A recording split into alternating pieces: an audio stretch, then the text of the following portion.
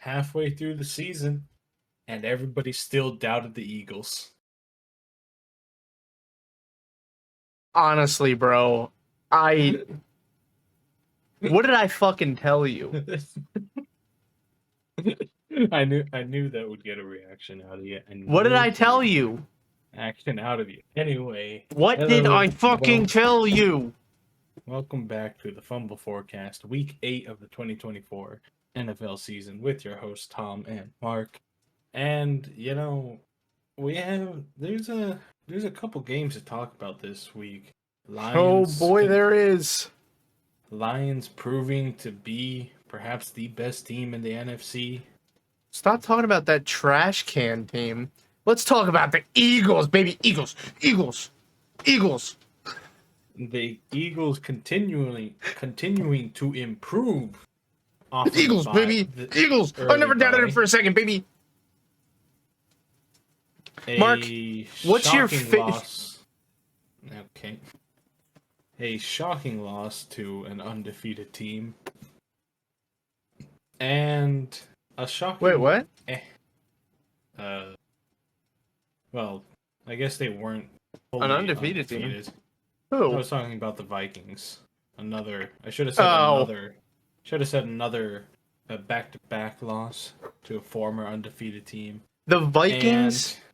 Oh, hold on. Are we going into specific games yet, or are you going over a whole bunch? No. I have one. All right, finish your intro. And then we saw how one man can hold back an entire team. Let's get into it. Tom, Deshaun Watson. Are we starting with the Eagles? If you want to, you're the host, Mark. I'm just saying, this is your week. It's your choice. I think we should. All right, let's start it by asking this question. Mark, what is your favorite Italian seasoning? Wrong. It's Nick Sirianni, baby. Nick Sirianni. He's a god amongst men. I love that motherfucker.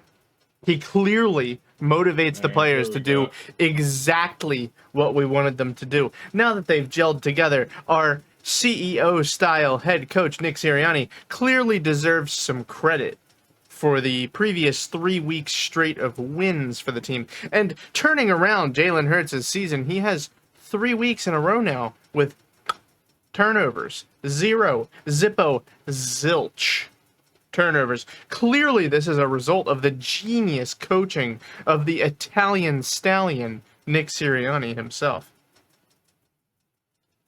Now, I know that I kind of went off the handle there for a second. How much did he pay you for this sponsorship? I know I kind of went off the handle.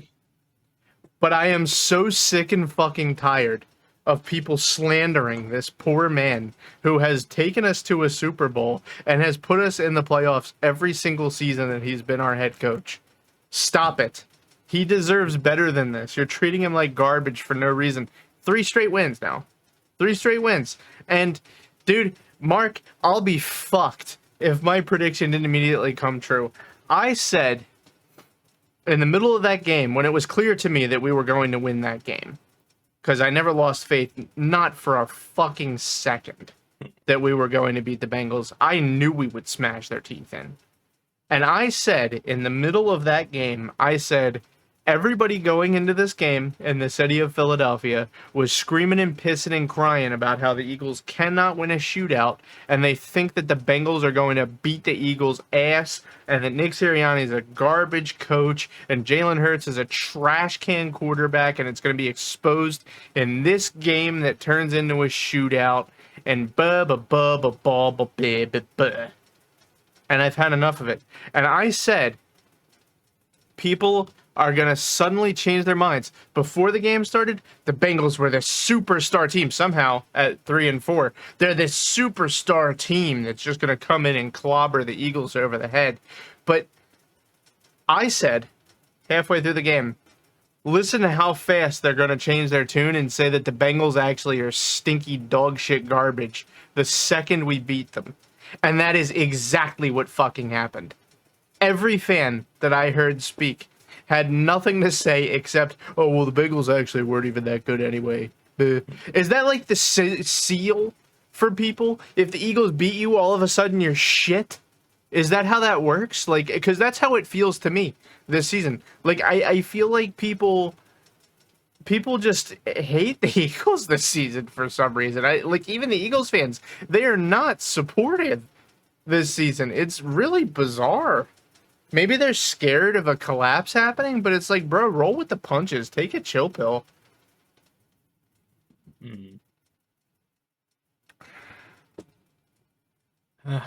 Well, you ready for me to go into the stat line?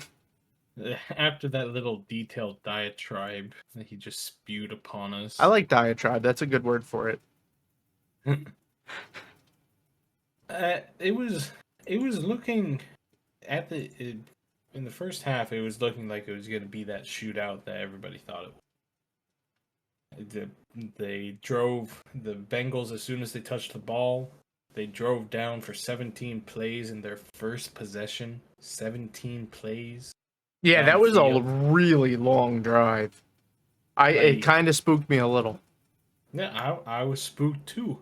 And then I was like, these guys took a whole quarter. Then we go into the half, 10 apiece. Okay. Too easy, by the way. Like, once we scored coming out of the half, it's like, who's going to blink first? Who's going to blink first? And they matched us. They matched us for a touchdown. We had to answer, and then they blinked.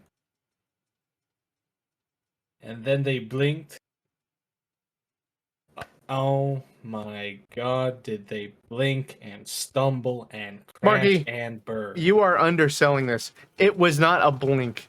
We fucked their faces off. Homie, we literally had double the points that they did +3. We had more than double their points in this game. It wasn't close. We put up 37 biggie bags on the Bengals. This was a curb stomp. No, we made them look like the Giants. They were bad. It was awful. It wasn't close. We spanked them. And then that beautiful deflection by Isaiah Rodgers. That was a brilliant play. No, absolutely. So here's the question. Do you think he did it on purpose or was it a happy accident? I'm going to be honest. Much like another game that we might cover, I think it was a happy accident. But, you know what? If he had the fun... If he still made a play for the ball. He gets the credit because it worked. Whether he did it on purpose or not, it worked. And that's all that matters. I think he fully intended to deflect it away. I think that it was just really good because, well, actually... No, I'm saying, do you think he intended to smack it right into CJGJ's hands? I think he intended to smack it. Well, yeah, obviously. Sure. Well, dude, I think... What do you think, he was trying to headbutt it? Shut the fuck up. What was I gonna say? If I remember correctly, in one of the post-game interviews, Vic Fangio said that he lets them decide. He lets them decide on whether or not to press. Yeah. So, I think it was a bit of a happy accident, but hey, good job, man. Yeah, they really did a good job of putting their playmakers in positions where they could succeed in this one. And that's the hallmark of good coaching. Another thing, I'm just going to give myself all the credit this week. I remember a few weeks ago, and I even turned this one into one of our TikTok clips.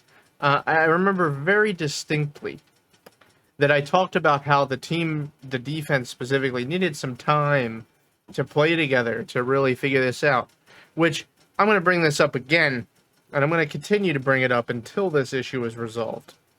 Why the fuck did the defense not play in the preseason? It clearly worked. Maybe we lose one less game that we lost this season at this point if they play in the preseason together. Maybe we lose one less game. Maybe we're like 6-2 instead of 5-3. I mean, albeit it's one game. It's not the... What'd you say? We're 5-2. That's what I just said. You said. I said maybe we're... Are you sure? I thought we were... Oh, because we had our bye week. Yeah, you're right. Yeah. That makes more sense. Either way, I'm saying it could be one win, one way or the other, potentially here. And honestly, I think it might be worth it. I think that we're going to have a really tight NFC race this year. And I think that that one win might make the difference. I mean, that one win that we're talking about right now is the difference between us and the Lions, record-wise. But let's get into the stat line. So, Mr. Hurts, as all of you know, is a top 10 quarterback in the NFL, and there is no questions about it. My man threw 236 yards for 1 passing touchdown and 3 rushing touchdowns. That's some top-tier numbers. Saquon Barkley, the superhero without a cape, has 108 yards on the game this past Sunday. I don't think that the team could have possibly played better. Marcus, in this past week, Bryce Huff got 2 pressures. Yeah. It's working. No. It really was just they had to take time to figure it all. And yeah, I told you. I don't even think it's necessarily the coaches that needed to figure out how to make things work. Obviously, that's involved as well. I think the big thing here is that they needed to learn how to play standing next to each other. Like, when you lose somebody like Fletcher Cox in the center of the D-line, for example, he's the one who tells the other guys what to do. He's the one who sets up all of the plays on the line so that the other players know what the fuck they're doing. When a cornerstone is removed like that, the rest of the D-line needs to relearn how to play in the new system without the cornerstone of the defense there. It's just like, I think the loss of veterancy in the offseason can't be overstated enough. It's important. As stinky as it is. I just wish that guys didn't have to retire. Well, it's unfortunate. Yeah, well, more specifically, I wish our guys didn't have to retire. Everyone else can retire.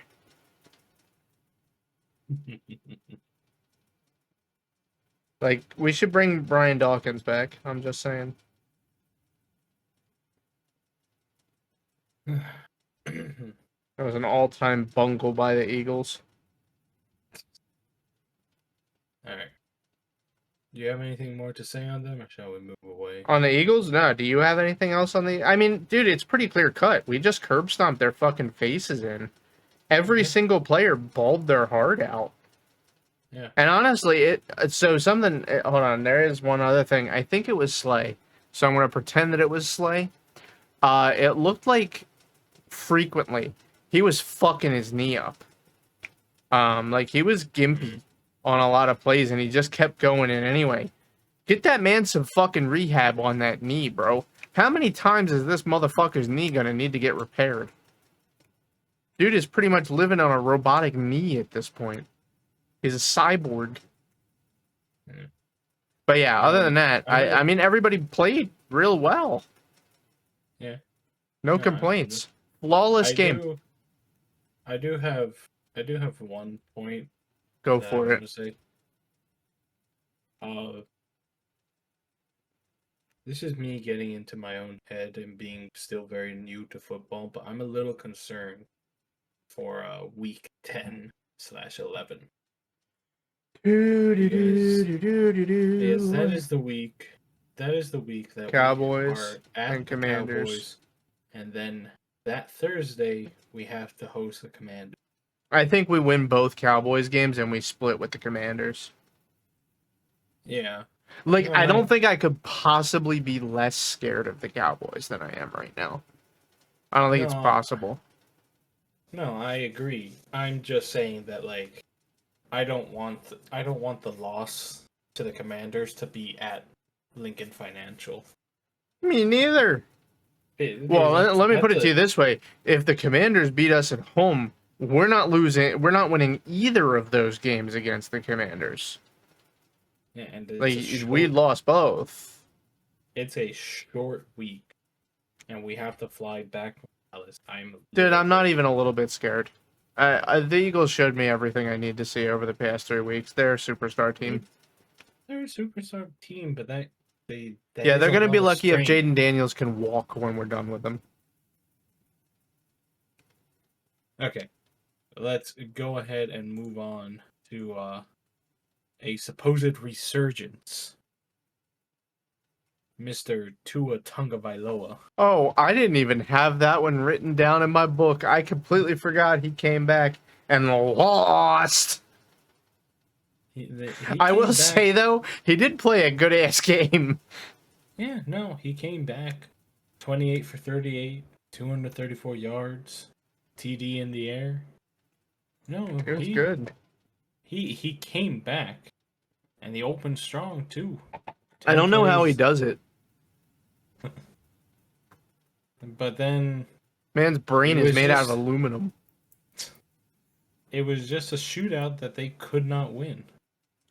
And, well, to be completely fair, the Cardinals had, like, freak play at the end there that won them the game. So, sure. I mean, you can't give it up, but it's not like they lost by 10. No, absolutely. No, I'm not saying that at all. That being said, I think the Dolphins, we might be able to say they're not making it to the playoffs now after this loss to the Cardinals. Yeah. It might be too little too late for having Tungi come back. Yeah. Put a guardian cap on his head and make him sit on the bench. Yeah, I was about to say, it's probably just a good idea. Just bench him. No, don't actually bench him, though. I'm being serious. Bench him. Make sure that he cannot get hurt anymore. What's not going to happen. And focus on the next season. You're not making the playoffs. It's not happening. All right, whatever. I'm just being realistic. That's just not going to happen. He would have to get injured again to miss another game this season. Week 8. Let's see this. So there's 10 more. Did the Dolphins have their bye already? Yes, they did. Yeah. No, they could still become an 11-win team, theoretically.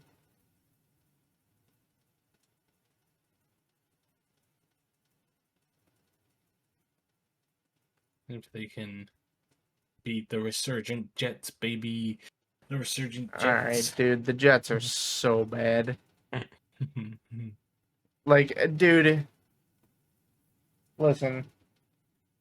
How the fuck did the Jets lose to the Patriots, bro? Like, this was the chance for the Jets to bounce back. It's a divisional game. They're going to the away stadium to cripple their rival, and they just blew it against Jacoby Brissett. They blew it. Like, the Patriots have no weapons. Like, they got nothing and they beat you.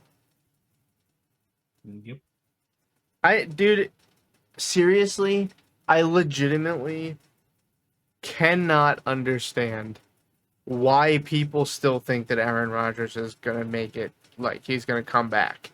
He's not. He is done.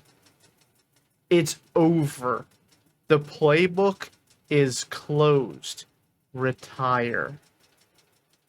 Retirement is you can smoke all the ayahuasca you want.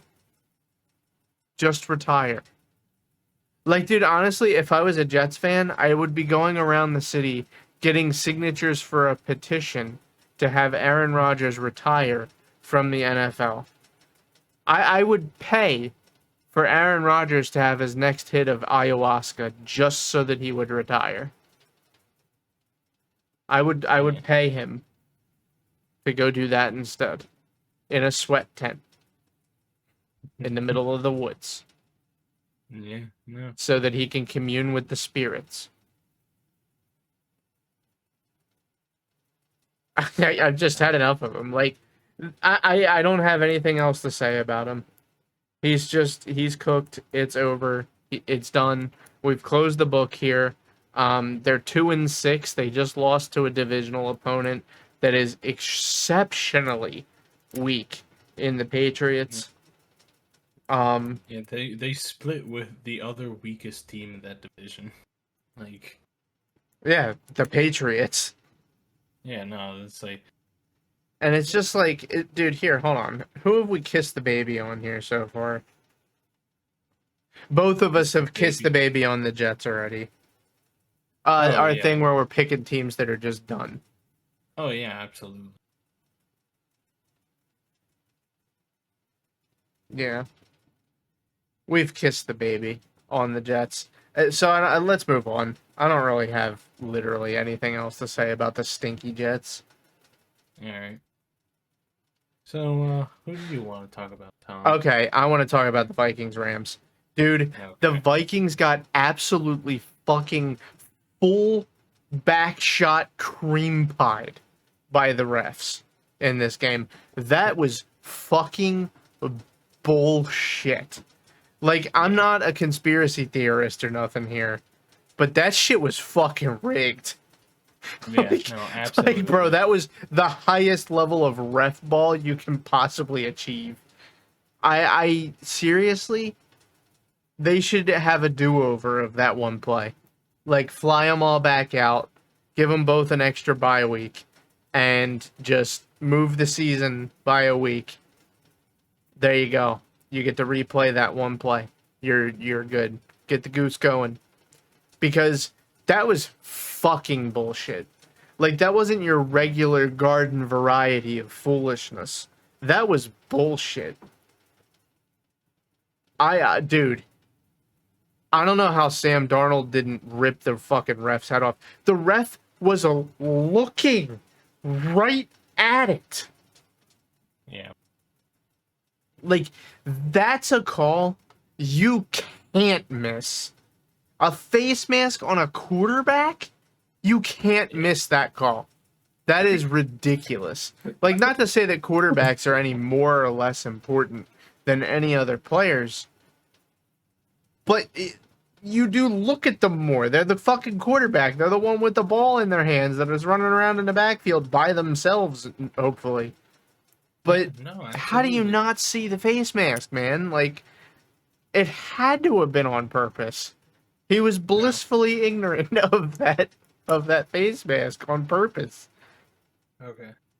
Technical difficulties. All right, where were we, little Marky? I think we were just moving on from the Rams Vikings. Where did you want to travel to next? Unless you didn't have anything else. No. We can travel up to the AFC North. Oh boy. What are you doing that for? It really is. Well, because it's really amazing, how Deshaun Watson held back the entire Browns team. All right, let's not get carried away here. The entire team. Let's not get carried away. Deshaun Watson is fucking god awful. Okay? But the Browns still ain't good. Yeah. No. And it's a Jameis. Jameis Winston came out through 27 for 41. Real ones will get it. I don't know what the fuck that meant. That's shit, dude. Jameis Winston did that shit. He won a game once when he was the quarterback of the Saints, and he goes,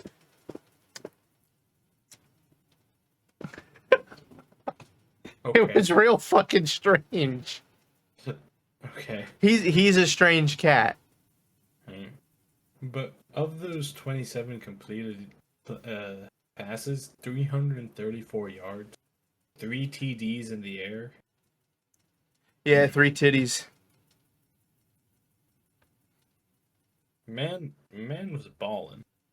Yeah, no, I've always thought he was a good enough quarterback. Yeah. Like, he's obviously not fucking fantastic, but he is definitely good enough. Mm-hmm. No, absolutely. And he is a nut, though. Poor King Henry, only 70 yards. Defense, stop.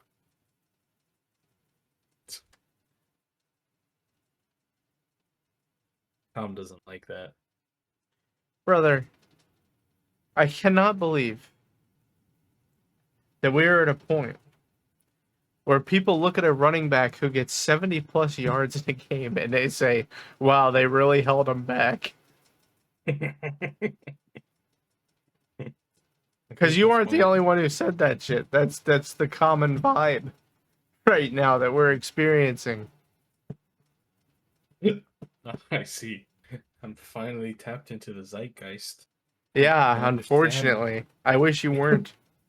But, like, homie, he's not going to break off 120 yards every single game. It's not going to happen. I know. Like, honestly, they should sit him for 1 or 2 games. Like, make sure there's some tread on the tracks at the end of the fucking season for him. Yeah, I don't know. I see this as more of a speed bump for the Ravens than a big win for the Browns. No, of course it is. Of course. It was never going to be... This just in, the Browns confirmed for playoff appearance. Yeah, exactly. This was a hiccup at an unfamiliar stadium. Yeah, but I will tell you, it is a huge threat to the Ravens that they lost this game. And the reason that it's a huge threat is because the Steelers are riding right on their ass. Well, the Steelers are in first place right now.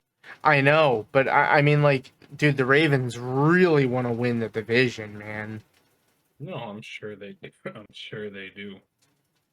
And this puts them at a serious disadvantage against the Steelers. I mean, we are at the halfway point of the season now. It's time to kick it into gear.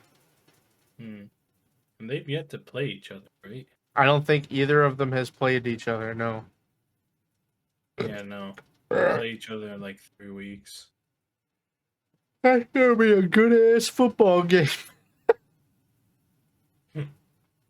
Yeah. All right, so did you have more? No. Okay, so I want to just say, last week, I'm going to highlight this. I had put Anthony Richardson and the Colts on Fraud Watch. Well, I have come back to all of you to confirm that the Colts are removed from Fraud Watch, and Anthony Richardson has been confirmed a fraud. He's been upgraded from Fraud Watch. As a matter of fact, I'm going to put him in the same category as Aaron Rodgers. Retire now. I'm done with you. I don't give a fuck if you're tired and don't think that you can go out there and do the next play. Have the heart attack. Go throw the next play. I don't care. Fall over and have a heart attack instead. Don't quit on me. You're an NFL quarterback. You obviously, I'm being facetious here, everybody, but for real, you did the quote was, I did a whole lot of running. Champ, that's literally what you're paid to do, is a whole lot of running. Yeah. Like, I can tell you personally that I would quite literally need to be carted off of the field in order to get me to stop playing. So to see somebody who just gives up like that, retire now. You're done. For those of you who don't know, in this past week's game, Mr. Richardson, in the third quarter, I think, he benched himself. After having one of the worst games I have ever seen a quarterback have ever before. Anthony Richardson threw 10 completions for 32 passes, 175 yards, 1 touchdown, and an interception. Homie, my man is throwing at the rate of presidential approval ratings. Like, that is bad. That's like a solid, slightly less than 30%. What is that, 28%? It's less than 30. He was throwing at less than 30% completion rate. And, like, Everybody's going to have a bad game every now and then, but do you know what the difference is between him and the other quarterbacks? The difference between him and the other quarterbacks is that they stay in and don't throw in the towel like a fuck. It was a 31% pass completion rate. That's horrible. I actually read somewhere that it's like the worst pass completion rate of a starting quarterback since like the 1980s or 1970s or something like that. He is a generationally awful player right now. So, I mean, dude, I'm sorry, but as Anthony Richardson, if you bench yourself for Joe Flacco, you need to retire. You're done. Like if I was the GM of the Colts, I'm drafting a quarterback this offseason and dumping Anthony Richardson to the first buyer at the first price I get. I'm not even negotiating. Like, if you give me a second round pick, you can have Anthony Richardson at this point. I think that he's a total fucking bum.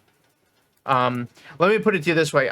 This is so Tom disliked that to the extent that he is now the one in my crosshairs instead of Caleb Williams. Damn. Like, every mistake that Anthony Richardson makes for the rest of his career, immediate spotlight on this moment. Well, did he fail the play because he just didn't try hard enough? Because he was too tired from doing all that running? Or is he just bad? You understand what I'm saying? Like, every single mistake is now under the microscope. At least for me, and I think any reasonable Colts fan is immediately second-guessing every single mistake that Anthony Richardson makes for the rest of his career. I'm just saying, to get out of this, I'm going to need to see 2 Super Bowl rings from Anthony Richardson, or else he's the bum. He is this bum for the rest of his career. That's the exchange rate. This mistake is so grievous that you need 2 Super Bowl rings to get rid of this reputation now. And I'm sorry, I hate to tell you this. He ain't getting those 2 rings. I'm just, spoiler alert, it's not going to happen. Wait, I really thought he had a chance. It's like he has a mega career revival and he just turns into a mega superstar, and I'm sitting here like... No, fuck that guy. Even if he wins 15 Super Bowls, I don't give a fuck. Pussy. So, Mark, I gotta ask you, who's your fraud watch this week? See, it's very difficult. All right, so we're recording this the Friday of week 9 due to scheduling issues. Yeah, well, I mean, we've been doing that pretty regularly. Yeah.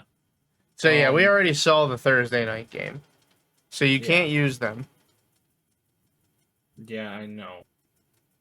But I have my backup, but I think you're going to yell at me. So, as much as I want to put a certain team on, I'm gonna yell at you. Because you're taking too long. I'm gonna have to go with the backup, which is actually the Broncos. They won. They won. By a lot. Yeah, no, they did. And kudos to Bo Nix, Sean Payton, that whole organization. You're gonna need to explain yourself on this one, big dog. They're 5-3. They're 5-3. And they're coming into the gauntlet, which is why I'm putting them here. So let me pull this. First of all, they won a lot against the Panthers. Okay? They're the fucking Panthers. Okay. Garbage team. Alright. Now, they have to play the Ravens. And then they have to play the Chiefs. Then they have to play the Falcons. Yeah, there were 2 good teams out of those 3 that you mentioned.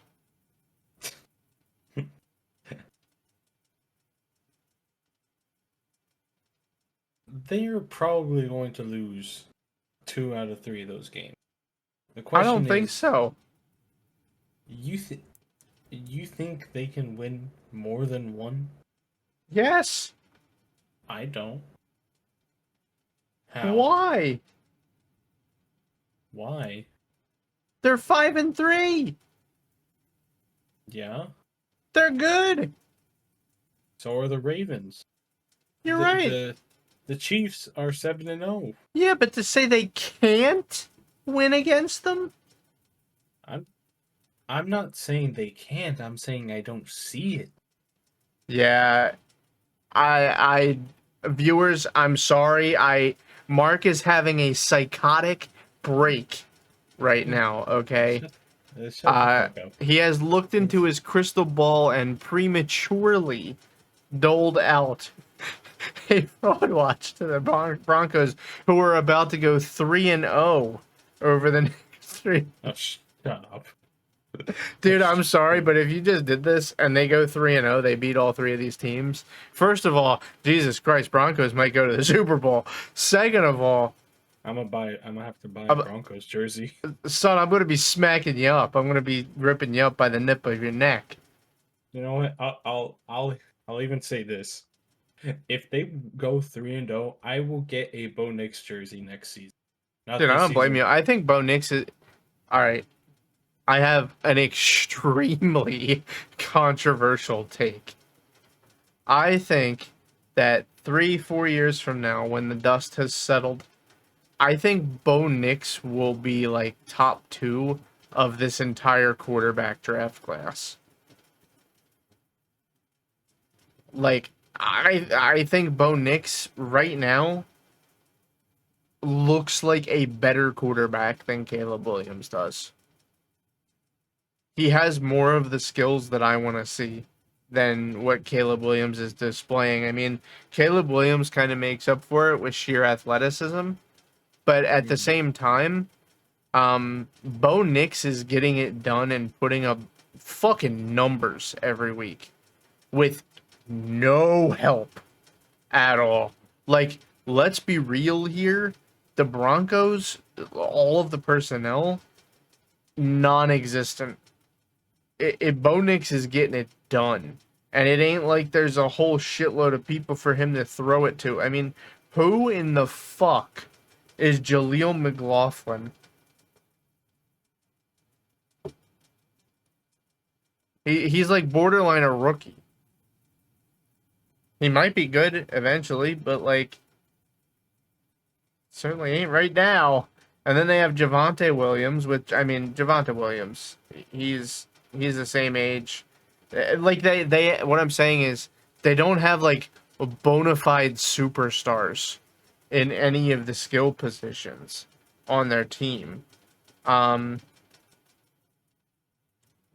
They have Cortland Sutton. That's who they got. So, I mean, yeah, he's good.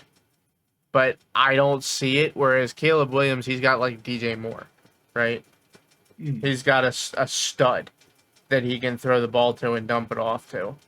Here, hold on. Let me pull it up really quick. Oh, yeah. He got Romeo Dunze. He's got Keenan Allen. And he's got DJ Moore. And he's got Cole Kmet. Yeah. Certified bona fide studs. At least good players to throw it to, not borderline rookies to throw it to. So the fact that Bo Nix is getting it done with so much less, I kind of give him a little bit more credit, to be honest. I mean, I know you play with what you get. You know what I mean? So it's not like it's Caleb Williams' fault or anything. But right now, I'm seeing Bo Nix get it done on a shoestring budget.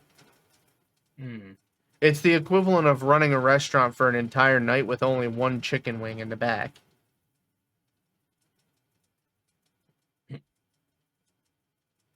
Yeah, no.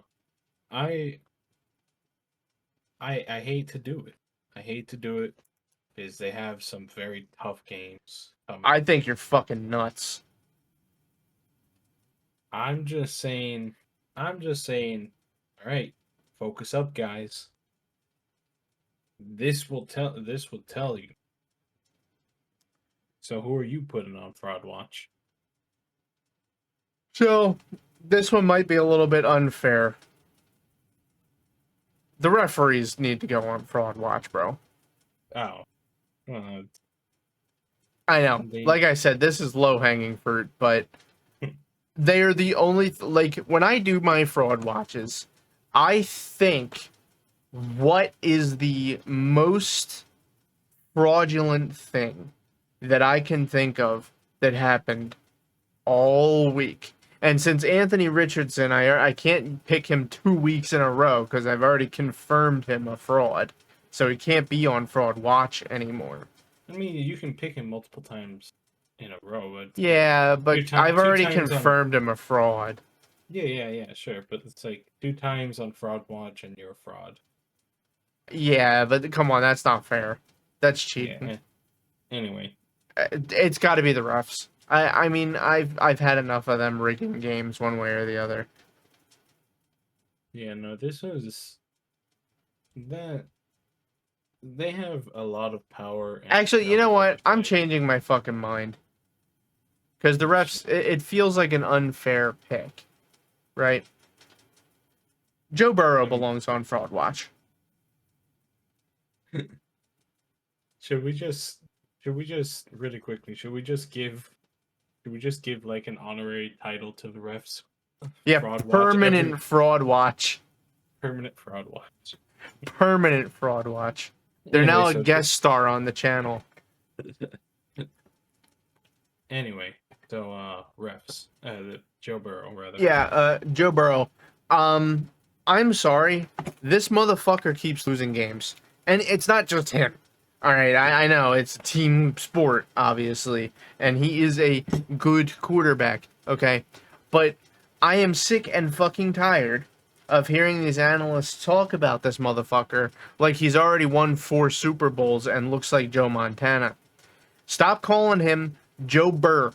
Stop calling him Joey Ice. Stop calling him all these stupid fucking nicknames that make him sound way fucking cooler than he really is. He is not that good. He is good, even top 10 right now. But you gotta stop with the stupid fucking nicknames. Like, he's just, he ain't that good. Alright, don't even come at me right now. But stop with the stupid fucking nicknames. You think you're a real funny man, huh? Funny like a clown. You're funny like a clown, huh? What, do I amuse you? No. No, you don't, fucko. Anyway, Joe Coldman, he had a mean game. It was alright. I mean, it was okay. It's not like it was a Jalen Hurts level performance or anything. But all in all, I'm putting him on Fraud Watch just because he just keeps losing games this season. And last season, he was out for half the year because he injured his Widdle wrist and popped it by throwing the ball. And it's just like, I'm just tired of hearing about him being this super world breaker quarterback. I'm tired of it. He's let me down week after week after week. How do you think my football betting slips feel about his performance this year? I believed, okay? But I can no longer believe. I mean, they're 3-5 now, dude. They're an under 500 team, and honestly, I don't see any signs of life. Yeah. Like, dude, yeah, here, look. They were only able to put up 17 points on the New York Giants. Yeah. Dude, they put up 10 points on the Patriots. And lost. Oh, hi, Lumpy. You came to run defense for Joe Burr? She says she really likes Joe Burrow. She doesn't like that he ended up on Fraud Watch. But she's also a Jaguars fan, so. She about to be disappointed this week. Oh, yeah, she is. She said Dougie P. Got to get Dougie laid. So as soon as I say she about to get disappointed, she pulls the camera Yeah. cable. Meow! But, so, anyway, Joe Burrow is my Fraud Watch. And let me be more specific. I shouldn't say just Joe Burrow. The nicknames do piss me off a lot. But it's the entire Bengals organization that I'm putting on Fraud Watch. And the reason I say that is because Joe Burrow is a good quarterback. They need to get him something going here, man. Like, they need to buff up the team in some way or another. Maybe try a new coach somewhere in the mix. Maybe get some veteran studs in there. But they need to turn it around. Because, I mean, as annoying as Joe Burrow's nicknames are, he's not a bad guy himself. So, it's just the coverage of him that's really annoying. At least he doesn't sound like a Muppet. I'll give him that. Alright, so, what's your game of the week, little Marky? Lumpy, are you just going to spend the rest of the Fumble forecast with us? You see, that's difficult because I really only see one actually watchable game. Yeah. Oh, I have two other things that I did want to go over. So, well, three other things actually. So, first of all, the Cowboys just continue to disappoint their fans every single week. Like, dude, the 49ers do not look strong. I wasn't even going to talk about the Cowboys. Dude, they're so bad. I just want to be done with them. However, you bringing them up did remind me of something. A coworker of mine is a Cowboys fan. I walked by him and I said, "How about them boys?" Why do you let him work there? Well, I don't really have a say in that. Anyway, I walked by him and I said, "How about them boy?" And he looked so defeated, man. Yeah. So he wasn't saying that this was their year? No, bro. He said, "I'm quiet when they lose. I'm quiet when they win." Alright, come on. He's defeated. There's no such thing as a Cowboys fan who's quiet when they win. Bro, they could be 1-16 and those motherfuckers would still scream about how great they are. I've been working there. I haven't heard him be happy about being Cowboys fan the entire year. Yeah. There's not much to be happy about. Like, man. Their owner's completely gone off the rails. Don't worry, though. He's all in, right? Yeah, he's all in. So, another one that I wanted to throw out there is this was another potential fraud watch for me, but I feel like we just have to confirm them frauds at this point. The Seahawks are confirmed frauds. They lost again. They lost again to the Bills. Yeah. They lost again. And I'm tired of hearing it.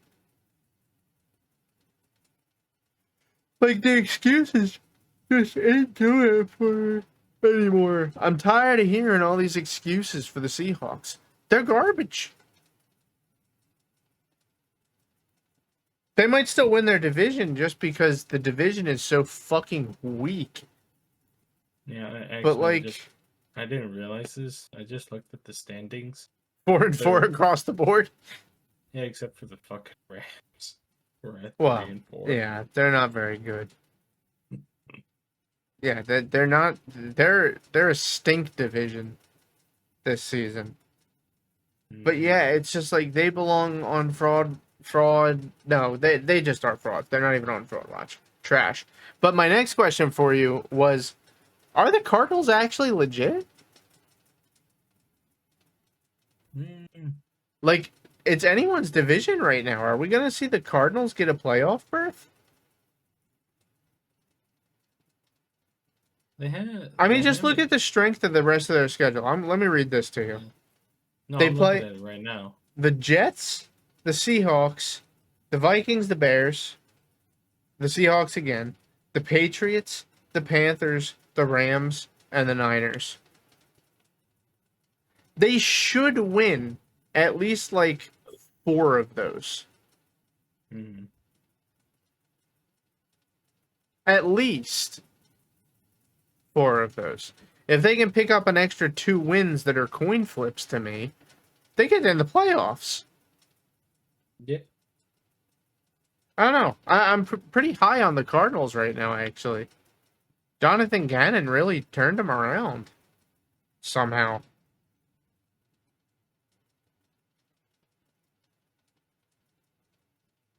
But yeah, so the game of the week next week, for me, quite obvious, little Marky. What do you got? Well, I think you know. It's going to be Detroit in Green Bay. Yeah, that's obviously the game of the week. But I did have a backup game of the week. Mm-hmm. I actually think the Dolphins Bills is going to be a fantastic football game. You have a lot more faith than I. Dude, that's going to be good shit. I think the Dolphins finally break out of the Achilles heel that is the Bills.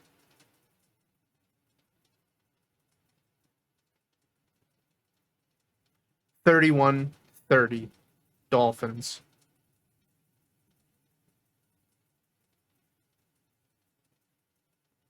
All right, well, there you have it. Yep, you can kiss the baby. The Bills honestly may as well not even show up now that I've made my prediction.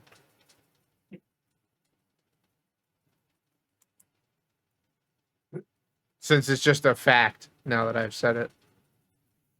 All right, Marky. So I think it's time for our last segment. Who are you kissing the baby for this week?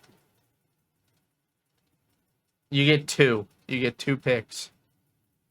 You're going to have to remind me. So you've already taken Panthers, Browns, Patriots, Jets, Jags, and Cowboys.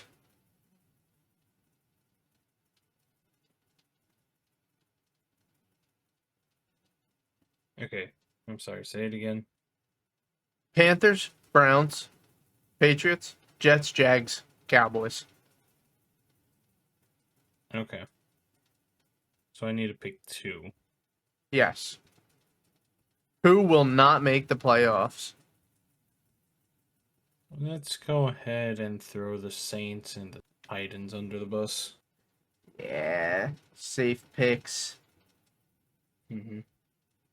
I think I was pretty bold with the Cowboys prediction. No, that's my baby that I'm kissing. I'm kissing the Cowboys baby this week. That's my 1 pick.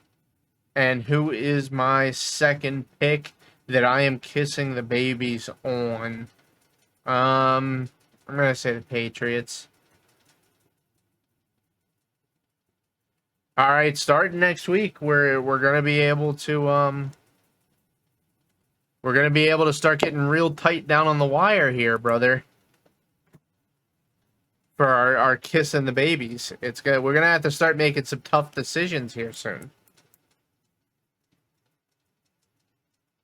All right, so I don't got anything else. Do you have anything else for the day, Marky? No. All right, well, I think it's time for the outro then, don't you there, host? Yeah. Take it away, Tom. Oh, fucking Jesus. Anyway, I hope you guys enjoyed this fantastic week of the Fumble Forecast. As always, you can hit the subscribe or follow button on Spotify or YouTube or anywhere else that you get your podcasts. And yeah, we'll see you guys next week. Bye, everybody. Go Eagles. Bye.